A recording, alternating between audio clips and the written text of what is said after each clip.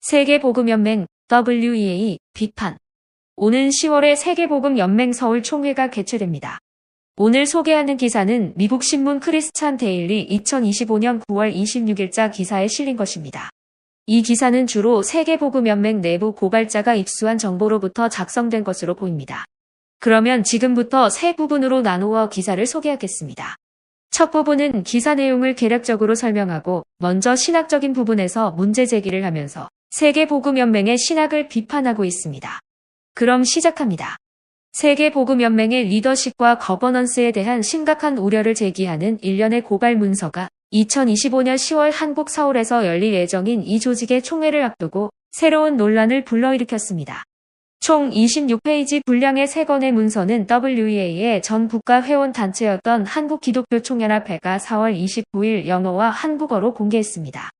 이 문서들은 WEA 내부 관계자가 신학적, 도덕적 문제뿐 아니라 거버넌스, 책임, 재정에 대한 우려를 제기하며 WEA 고위 간부들과 이사회 임원들을 면밀히 비판하는 내용을 담고 있습니다. 내부 고발자의 신원은 아직 밝혀지지 않았지만 해당 문서들은 WEA의 내부 운영, 재정 및 조직 구조에 대한 상당한 정보를 제공하고 있습니다. 일부 주장은 독립적으로 검증할 수 없었지만 보고서의 대부분은 온라인에서 입수 가능한 정보를 기반으로 합니다. WEA와 보고서에 언급된 사람들에게 의견을 요청했습니다. 그러나 본 보고서 발간 시점까지 아무런 답변도 받지 못했습니다. 본 기사는 의견이 접수되는 대로 업데이트할 예정입니다. 문서에서 제기된 주요 문제 5가지는 대체로 다음과 같이 요약할 수 있습니다. 에큐메니칼 및 종교 간 관계, 신학적 문제, 재정, 거버넌스, 도덕적 문제입니다. 에큐메니칼 및 종교 간 관계. 내부 고발자의 첫 번째 우려는 WEA가 로마 가톨릭 기관 및 세계교회 협의회, WCC와 같은 더 광범위한 에큐메니칼 단체들과 점점 더 활발하게 교류하고 있다는 겁니다. 내부 고발자는 이러한 협력 관계가 복음주의의 핵심을 훼손하고 WEA의 신학적 경계에 대한 의문을 제기한다고 주장합니다. 복음주의자들은 종교적 자유, 인도적 구호, 인신매매 근절 등 공동의 도덕적, 사회적 문제에 대해 다른 기독교 전통과 협력하는 것이 바람직하다는 데 일반적으로 동의합니다. 그러나 가톨릭이나 정교회와의 공동 예배나 전도에 관해서는 상당수의 복음주의자들은 선을 긋습니다. 예를 들어 로잔 운동의 마닐라 선언문은 그러한 시도를 명백히 거부하며 다음과 같이 명시합니다.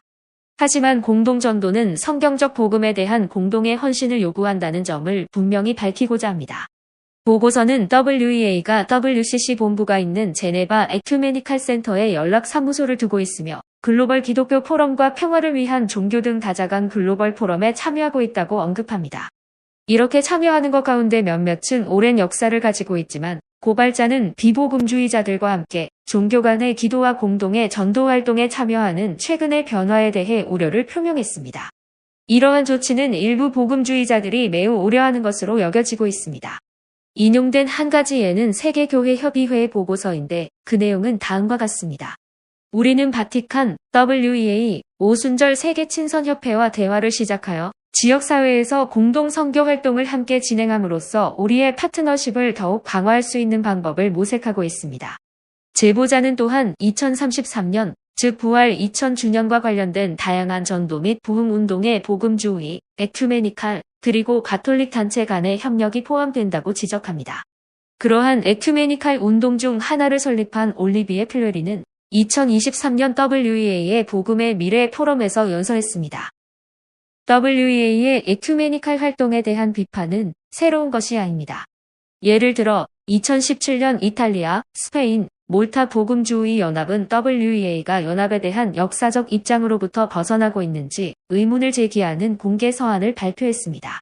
당시 WEA는 이러한 주장을 반박하며 공개적으로 대응했습니다. 최근의 우려를 특별하게 보이게 하는 것은 WEA가 지금까지 아무런 반응도 보이지 않았다는 점입니다. 내부 고발자가 제기한 또 다른 문제는 작년 WEA의 중국 방문과 관련이 있습니다. 당시 대표단은 3.19 운동과 중국 기독교협의회에 소속된 중국 정부가 인가한 교회 대표들만 만났습니다. 중국 기독교협의회가 WEA가 아닌 세계교회협의회 WCC 소속이라는 점이 주목할 만합니다. 보고서는 WEA가 이번 방문에 대해 지나치게 긍정적으로 요약한 내용을 비판하며 정부의 선전을 그대로 인용하는 한편 강화된 중국의 기독교 탄압은 제대로 지적하지 않았다고 주장했습니다. 또한 복음주의 교회로 널리 알려져 있으며 정부의 제한으로 신앙 때문에 가장 큰 고통을 겪고 있는 미등록 가정교회에 대한 언급이나 개입이 전혀 없다는 점을 강조했습니다. 보고서는 바티칸의 중국 접근 방식에 대한 오랜 비판과 유사한 것을 지적했는데 많은 이들은 이러한 접근 방식이 권위주의 정권을 정당화하는 반면 박해받는 지하교회는 외면한다고 주장합니다. 덧붙여 내부 고발자는 종교 간 관계와 관련하여 WEA가 무슬림 지도자들과 무비판적으로 교류하는 것에 대해 우려를 제기했습니다. 특히 파트너십과 협력이라는 표현을 사용하면서도 기독교인들이 직면한 박해의 현실을 언급하지 않는 경우가 그렇습니다. 한 가지 예로 WEA는 카타르의 사무실을 개설하려는 계획을 세웠는데 카타르는 오픈도어즈의 세계 감시 목록 월드와치 리스트에 등재된 국가로 신자들이 신앙 때문에 가장 큰 고통을 겪는 나라입니다. 신학적 문제. 내부 고발자 보고서의 두 번째 주장은 WEA의 주요 지도자들의 신학적 입장이 의심스럽다는 것입니다. 특히 집행위원장인 구딜 샤나 목사가 신사도 개혁과 번영신학을 전파했다는 주장과 부위원장인 프랭크 힌켈만 목사가 오스트리아의 진보적인 LGBT 양성교단에서 안수를 받고 사역했다는 점에 대한 우려를 제기합니다. WEA 집행위원장에 대한 우려는 이전에 한국교회 지도자들이 표명했던 우려와 비슷합니다. 신사도 개혁 운동 관련 지도자들을 추적한다고 주장하는 한 웹사이트는 구딜 샤나를 해당 운동의 일원으로 등재하고 있습니다. 내부 고발자는 사도라는 직함 사용을 지적하며 공인 교단으로부터의 안수에 대한 공개적으로 검증 가능한 증거가 부족하다고 언급했습니다. 샤나 본인은 이러한 주장에 직접 답변한 적은 없지만 2025년 5월 21일 아프리카 복음주의 협회 총회 기조연설에서 번영신학과 정치적 지배에 대한 과도한 강조를 모두 거짓 신학이라고 비난했습니다. 많은 복음주의 신학자들은 번영복음이 성경의 가르침에 어긋난다고 주장합니다. 2010년 당시 크리스토퍼 라이트가 의장을 맡았던 로잔 신학 실무그룹은 번영복음의 가르침을 거짓이며 성경을 심각하게 왜곡하는 것으로 설교자들의 행위는 종종 비윤리적이고 그리스도인답지 않다고 말하는 성명을 발표했습니다.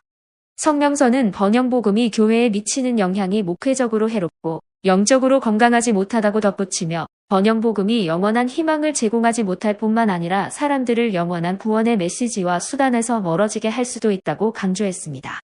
WEA 부의장인 프랭크 힌켈만 목사에 관해 고발자는 그가 복음주의 교회가 아닌 자유주의 개신교 교회에서 목사 안수를 받고 현재 그곳에서 목회를 하고 있다고 지적했습니다. 현재 그는 멜크샤이브스 복음주의 교구의 목사로 등재되어 있습니다. 오스트리아 개신교는 공식 명부에 힌켈만을 목사로 등재하고 있습니다. 이 교단은 공식적으로 동성 결합을 지지하고 동성 커플을 축복하는데 이는 WEA의 인간의 성에 대한 자체 성명과 전 세계 복음주의자들이 지지하는 성경적 결혼관과 모순되는 입장입니다. 샤나와 힌켈만은 모두 논평 요청에 응답하지 않았습니다.